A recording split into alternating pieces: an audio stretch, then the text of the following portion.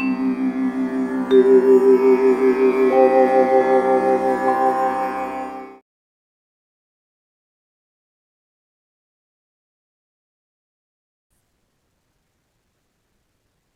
now I have entered in long trade in ITC at 396.65. Stop loss is pressed at 396.25.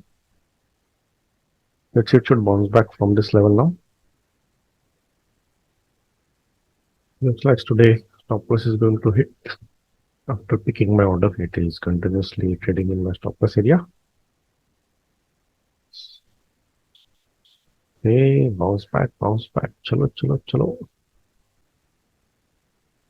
Very good bounce finally by bulls. I have placed my target order at 398.35, which will be 1:4.25 is to the ratio trade. A little slow script, so I'm not expecting any big target today. Let's see. ITC में ऐसा movement मतलब बहुत भाग खुल गया आज, आंखों में आंसू आ गए ये देख के। 2-3 कैंडल में टारगेट, चलो हिट कर दो। Okay, finally very quickly we got 1:4.25 to the ratio trade.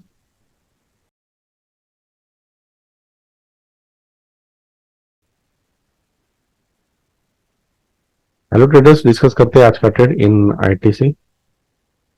Day time frame में देखा जाए तो क्लियरली अप ट्रेंड में है, तो हाइपोथेसिस बाय साइड ही होना चाहिए। स्टॉक सिलेक्ट किया गया था मंथली हाई लो लेवल से, ये मार्च मंथ का हाई है और इसे ब्रेकआउट किया था 11 अप्रैल को। अगर हम दूसरी तरह से देखें कि मार्च मंथ का जो हाईएस्ट डिलीवरी वॉल्यूम था उस कैंडल का हाई था ये, और वो भी ब्रेकआउट हुआ है। और अब देखेंगे तो इसी लेवल से सपोर्ट लेके प्राइस ऊपर गया है। जब ये मंथली हाई ब्रेक हुआ तब इसी लेवल से 3 दिन सपोर्ट ले रहा है, और ये जो कैंडल था ब्रेकआउट वाला उसका हाई भी इस दिन with increasing delivery volume break हुआ है। मतलब कहीं ना कहीं everything is suggesting that price will go up, इसलिए हाइपोथेसिस बाय साइड में था। अब इस कैंडल का रेफरेंस पकड़ के मैंने आज ट्रेड लिया, क्योंकि ये इस कैंडल का ब्रेकआउट था with volume and delivery volume. तो ये था 17 तारीख। इंपॉर्टेंट कैंडल अगर मार्क करें तो ये था लो और ये था हाई, और इंपॉर्टेंट कैंडल है ये।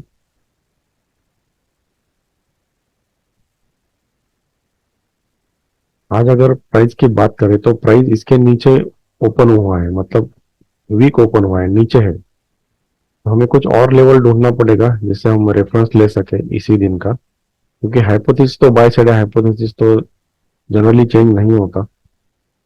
तो ये जो कैंडल है ये मैंने ऐसे मार्क किया कि अगर हम ट्रेंड पकड़े तो यहाँ से प्राइस ऊपर गया, फिर नीचे आया, फिर ऊपर गया, फिर नीचे आया और फिर ऊपर जा रहा है।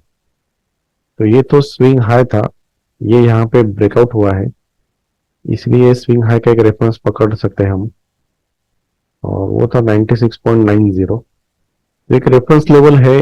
अब इतना सटीक तो यहाँ पे प्राइजेशन नहीं दिख रहा कि इस लेवल पे आया, 2-3 कैंडल बनाया और मैंने बाय किया, ऐसा नहीं हुआ है। तो यहाँ पे काम आता है प्राइस एक्शन ट्रेडिंग, जो कि बहुत इंपॉर्टेंट है।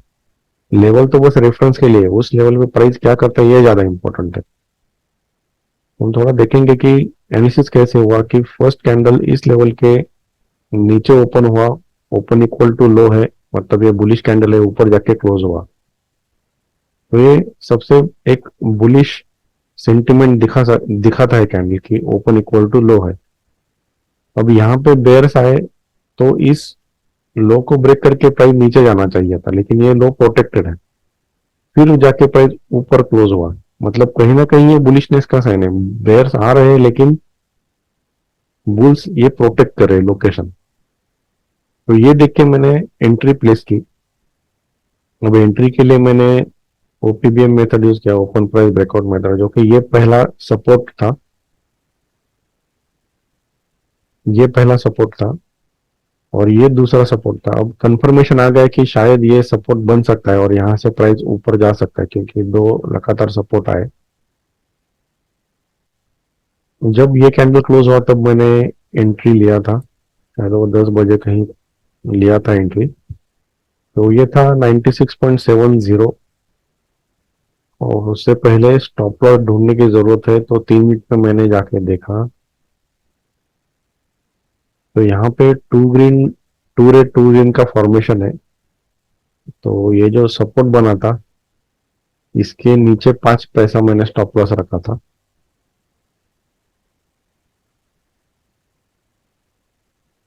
और ये जो 96.70 है, उसके नीचे 5 पैसा मैंने ऑर्डर प्लेस किया था 96.65।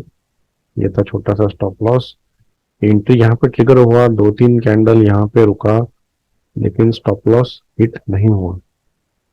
टारगेट रखा था 98.35, जो कि 1:4 था।